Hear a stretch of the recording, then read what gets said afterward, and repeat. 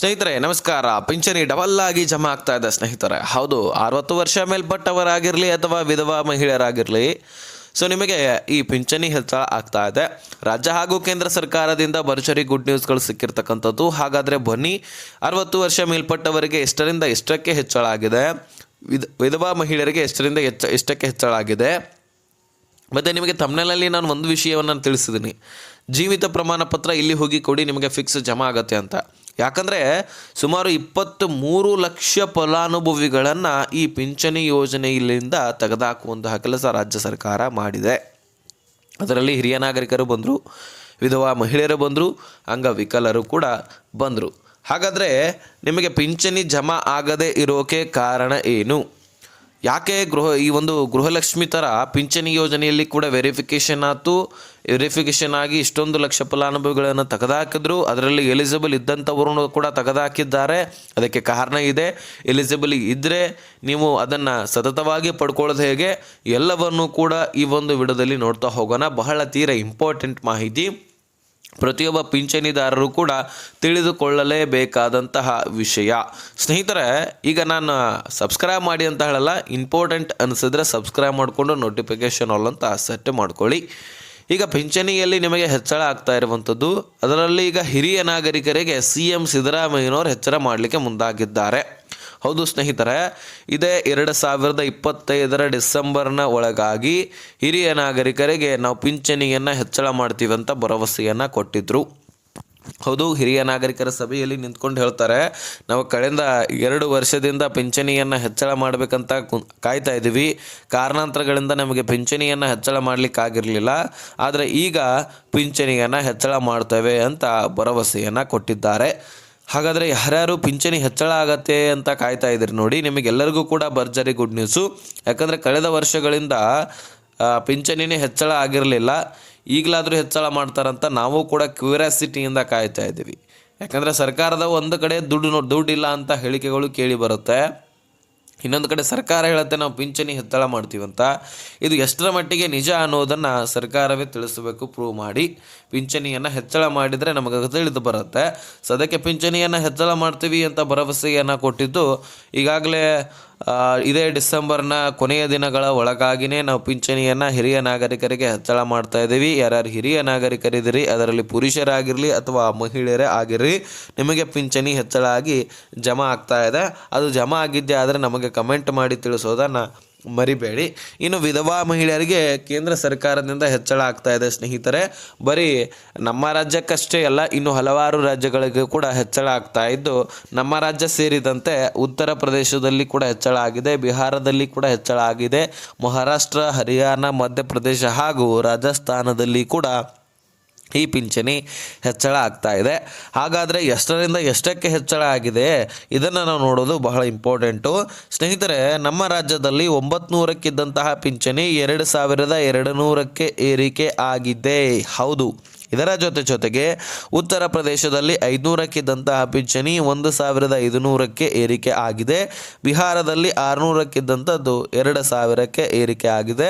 ಮಹಾರಾಷ್ಟ್ರದಲ್ಲಿ 800ಕ್ಕಿದ್ದಂಥದ್ದು 2000ಕ್ಕೆ, ಹರಿಯಾಣದಲ್ಲಿ 1200ಕ್ಕಿದ್ದಂಥದ್ದು 2500ಕ್ಕೆ, ಮಧ್ಯಪ್ರದೇಶದಲ್ಲಿ 1000ಕ್ಕಿದ್ದಂಥದ್ದು 3000ಕ್ಕೆ, ರಾಜಸ್ಥಾನದಲ್ಲಿ 750ಕ್ಕಿದ್ದಂತಹ ಪಿಂಚಣಿ 2500ಕ್ಕೆ ಏರಿಕೆ ಆಗಿದೆ.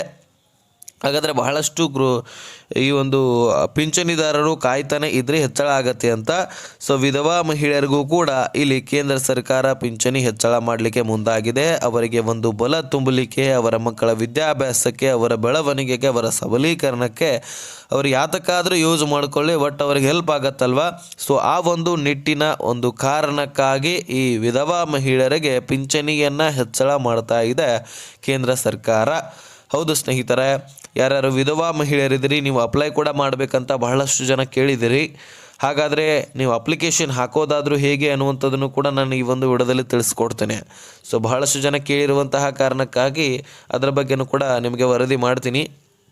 ತದನಂತರ ನಿಮಗೆ ಈ ಜೀವಿತ ಪ್ರಮಾಣ ಕೊಡಬೇಕು ಯಾಕೆ, ಅದನ್ನು ಎಲ್ಲಿ ಹೋಗಿ ಕೊಡಬೇಕು, ಕೊಟ್ಟರೆ ಸರಿಯಾಗಿ ದುಡ್ಡು ಜಮಾ ಆಗತ್ತೆ ಅನ್ನುವಂಥದ್ದನ್ನು ಬಿಡಿಸಿ ಹೇಳ್ತೇನೆ ಸ್ನೇಹಿತರೆ. ವಿಧವಾ ಮಹಿಳೆಯರು ಇದ್ದರೆ ನೀವು ಅಪ್ಲಿಕೇಶನ್ ಆಗಬೇಕಂತ ನೀವು ಕಾಯ್ತಾ ಇದ್ದರೆ ನೀವು ಪತಿಯ ಮರಣ ಪ್ರಮಾಣ ಪತ್ರವನ್ನು ತೆಗೆದುಕೊಳ್ಳಬೇಕು. ಜೊತೆಗೆ ಆಧಾರ್ ಕಾರ್ಡ್ ಬೇಕು, ರೇಷನ್ ಕಾರ್ಡ್ ಬೇಕು, ವೋಟರ್ ID ಬೇಕು, ಬ್ಯಾಂಕ್ ಪಾಸ್ಬುಕ್ ಬೇಕು, ವಯಸ್ಸಿನ ಮತ್ತು ಆದಾಯ ಪ್ರಮಾಣ ಪತ್ರ ಬೇಕು, ಜಾತಿ ಪ್ರಮಾಣ ಪತ್ರ ಬೇಕು, ಪಾಸ್ಪೋರ್ಟ್ ಸೈಜ್ ಫೋಟೋ ಕೂಡ ಬೇಕಾಗತ್ತೆ, ಮೊಬೈಲ್ ನಂಬರ್ ಬೇಕು, ಶಾಶ್ವತ ವಾಸಸ್ಥಳ ಪ್ರಮಾಣ ಪತ್ರ ಬೇಕಾಗತ್ತೆ.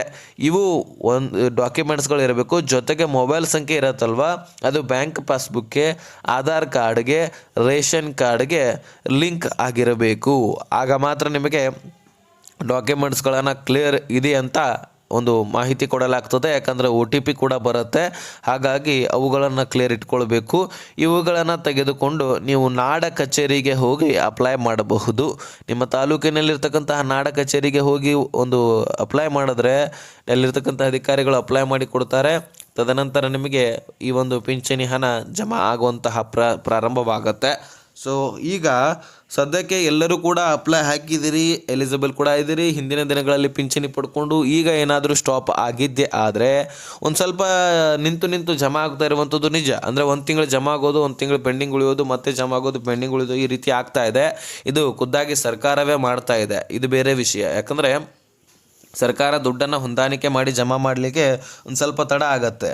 ಇನ್ನು ಏನಪ್ಪ ಅಂದರೆ ಸರ್ಕಾರ ಈಗ ನಿಮಗೆ ಈ ಗೃಹಲಕ್ಷ್ಮಿ ಯೋಜನೆಯಲ್ಲಿ ಹೇಗೆ ನಿಂತು ಜಮಾ ಆಗತ್ತೆ, ಹಾಗೆ ಇಲ್ಲಿ ಕೂಡ ನಿಂತು ಜಮಾ ಆಗ್ತವಂಥದ್ದು. ಯಾಕಂದರೆ ಸರ್ಕಾರ ದುಡ್ಡನ್ನು ಹೊಂದಾಣಿಕೆ ಮಾಡಿ ನಿಮ್ಮ ಖಾತೆಗಳಿಗೆ ಜಮಾ ಮಾಡಲಿಕ್ಕೆ ಒಂದು ಸ್ವಲ್ಪ ಡಿಲೇ ಆಗ್ತಾ ಇರುವಂಥದ್ದು. ಸೊ ಹಾಗಾಗಿ ನಿಮಗೆ ಈ ಒಂದು ಗೃಹಲಕ್ಷ್ಮಿ ಯೋಜನೆ, ಅನ್ನಭಾಗ್ಯ ಯೋಜನೆ, ಏನು ಗ್ಯಾರಂಟಿ ಯೋಜನೆಗಳು ಬಂದಿದ್ದಾವಲ್ಲ, ಆ ಎಲ್ಲ ಯೋಜನೆಗಳು ಬಂದಾಗಿದ್ದರಿಂದ ನಿಮ್ಮ ಖಾತೆಗಳಿಗೆ ದುಡ್ಡನ್ನು ಜಮಾ ಮಾಡಲಿಕ್ಕೆ ಒಂದು ಸ್ವಲ್ಪ ತಡ ಆಗ್ತಾ ಇದೆ. ಹಾಗಾಗಿ ನೀವು ಕೂಡ ಸಹಕರಿಸಬೇಕು. ಒಟ್ಟಾರೆಯಾಗಿ ತಡ ಆದರೂ ಸಹಿತ ಯಾವ ಕಂತುಗಳನ್ನು ಕೂಡ ಇಲ್ಲಿ ಮಿಸ್ ಮಾಡಿಲ್ಲ. ಇನ್ನು ಸ್ನೇಹಿತರೆ, ಈ ಜೀವಿತ ಪ್ರಮಾಣ ಪತ್ರವನ್ನು ನೀವು ಸಬ್ಮಿಟ್ ಮಾಡಬೇಕಾಗತ್ತೆ. ಹೌದು, ಎಲ್ಲಿ ಅಂದರೆ ನಿಮ್ಮ ಒಂದು ಯಾವ ಬ್ಯಾಂಕ್ನಲ್ಲಿ ದುಡ್ಡನ್ನು ಪಡ್ಕೊಳ್ತಾ ಇರ್ತೀರಿ ಅಥವಾ ಅಪ್ಲಿಕೇಶನ್ ಹಾಕುವಾಗ ಯಾವ ಬ್ಯಾಂಕ್ ಅಕೌಂಟನ್ನು ಕೊಟ್ಟಿರ್ತೀರಿ ಆ ಬ್ಯಾಂಕಿಗೆ ದುಡ್ಡು ಜಮಾ ಆಗ್ತಾ ಇರುತ್ತೆ. ಆ ಬ್ಯಾಂಕಿನಿಗೆ ನೀವು ಏನು ಮಾಡಬೇಕು, ಈ ಒಂದು ಪತ್ರವನ್ನು ಕೊಡಬೇಕಾಗತ್ತೆ. ಅದು ಜೀವಿತ ಪ್ರಮಾಣ ಪತ್ರ ಅಂತಲೂ ಕರೀತಾರೆ, ಲೈಫ್ ಸರ್ಟಿಫಿಕೇಟ್ ಅಂತಲೂ ಕರೀತಾರೆ.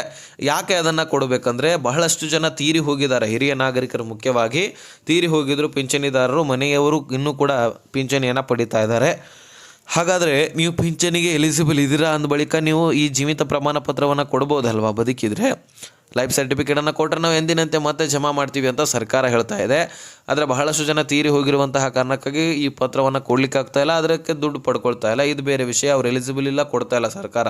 ಇದು ಆದರೆ ನೀವು ಬದುಕಿದ್ರೂ ಸಹಿತ ಈ ಒಂದು ಪತ್ರವನ್ನು ಕೊಡಲಿಲ್ಲ ಅಂದರೆ ದುಡ್ಡು ಜಮಾ ಆಗೋದಿಲ್ಲ. ಈ ನೀವು ಬದುಕಿದ್ದೀರಾ, ಕನ್ಫರ್ಮ್ ಇದ್ದರೆ ನೀವು ಹೋಗಿ ಕೊಡಿ ಅಂತ ಸರ್ಕಾರ ಹೇಳ್ತಾ ಇದೆ. ಓಕೆ, ನಿಮಗೆ ಹೋಗ್ಲಿಕ್ಕೆ ಆಗ್ತಾ ಇಲ್ಲ, ನಿಮಗೆ ಕೈಯೋ ಕಾಲು ಇಲ್ಲ, ಸರಿಯಾಗಿ ನಡೆದಾಡೋಕ್ಕಾಗೋದಿಲ್ಲ ಅಂತ ನೀವು ಅನ್ನೋದಾದರೆ ನಿಮ್ಮ ಕುಟುಂಬಸ್ಥರನ್ನು ಕಳುಹಿಸಿ ವಿಡಿಯೋ ಕಾಲ್ನ ಮುಖಾಂತರ ನೀವು ಬದುಕಿದ್ದೀರಾ ಅಂತ ಅಧಿಕಾರಿಗಳಿಗೆ ಕನ್ಫರ್ಮ್ ಮಾಡಿದ್ರೆ ಸಾಕು. ಅವ್ರ ಮೇಲಧಿಕಾರಿಗಳಿಗೆ ಒಂದು ಮಾಹಿತಿಯನ್ನು ಕೊಟ್ಟು ನಿಮಗೆ ಎಂದಿನಂತೆ ಮತ್ತೆ ಪಿಂಚಣಿ ಜಮಾ ಆಗುವ ಹಾಗೆ ಮಾಡಿಕೊಡ್ತಾರೆ. ಈ ಕೆಲಸವನ್ನು ಪ್ರತಿಯೊಬ್ಬರು ಮಾಡಿದ್ರೆ ನಿಮಗೆ ಈ ಪಿಂಚಣಿ ಜಮಾ ಆಗುವಂಥದ್ದು. ಸೊ ಈ ಇನ್ಫಾರ್ಮೇಷನ್ನ ನಿಮಗೆ ತಿಳಿಸ್ಬೇಕಾಗಿತ್ತು. ಇದನ್ನು ಹೊರತುಪಡಿಸಿ ಇನ್ನೇನೇ ಕ್ವಶನ್ಸ್ ಇದ್ರೂ ಸಹಿತ ಕೇಳಬಹುದು. ಡಿಸ್ಕ್ರಿಪ್ಷನಲ್ಲಿ ಇನ್ಸ್ಟಾಗ್ರಾಮ್ ಲಿಂಕ್ ಇರುತ್ತೆ, ಅಲ್ಲಿಂದ ನನಗೆ ಮೆಸೇಜ್ ಮಾಡಿ ಖಂಡಿತವಾಗಲೂ ರಿಪ್ಲೈ ಕೊಡ್ತೀನಿ.